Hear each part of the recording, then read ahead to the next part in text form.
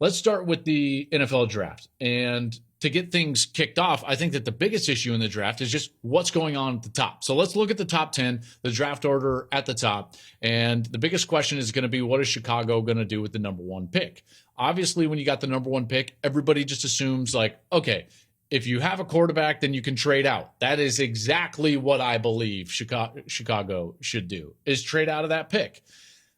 It's pretty apparent to me that in the back half of last season, Justin Fields played tremendous football. You could see that he turned the corner and he became a dominant player. He became a player that you could see grow into what Jalen Hurts has become with the Philadelphia Eagles, and then some, grow into what Josh Allen is and has become with the Buffalo Bills. Like, this guy is a modern style NFL quarterback. And I think that Chicago would be well served if they not just select a different position, but trade out of that pick and get Justin Fields some help.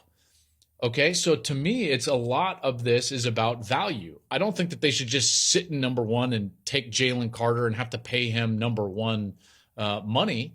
Why not trade out of the pick? And they've got a lot of suitors sitting there. So the Bears are set at quarterback, and yet you're sitting there and you're looking at a number of different teams, right? Houston needs a quarterback. Indianapolis needs a quarterback. You can debate Detroit. Las Vegas is obviously sitting there. Carolina. All these teams need to answer questions at the quarterback position, which means in a draft in which there's two guys that really a lot of us are going to have consensus that should be, top 5, top 6 picks, and CJ Stroud and Bryce Young, now all of a sudden you've got leverage because the rest of the guys I think are a bit of a reach. So you've got more than two teams with a quarterback need sitting in the top 10, and you're Chicago, you don't have a quarterback need, and the positions that you could draft will still be there at any of those picks, maybe save for number 9, right? So if you're looking at a defensive lineman or some help on the defensive side, if you're the Bears, you could probably still get Jalen Carter if you traded out of that pick. You could still potentially get Will Anderson from Alabama.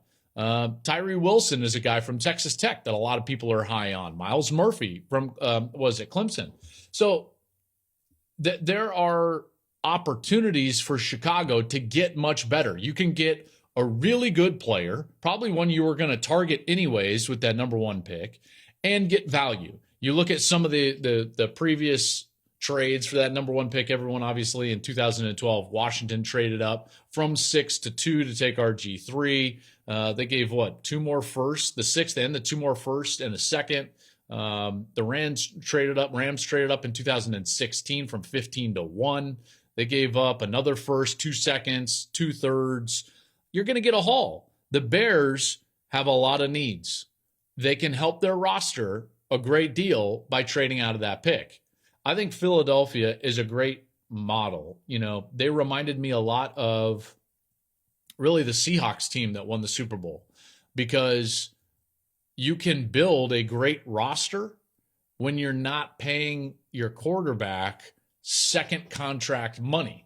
And so now you've got the opportunity to do that, get much better, get much deeper on your team. So the first take I have in the whole NFL draft is Chicago should trade out of number 1.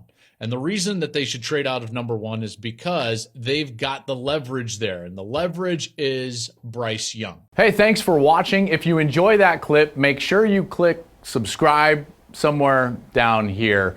From game highlights to exclusive interviews and rankings, we've got everything you need as a college football fan right here, College Football on Fox.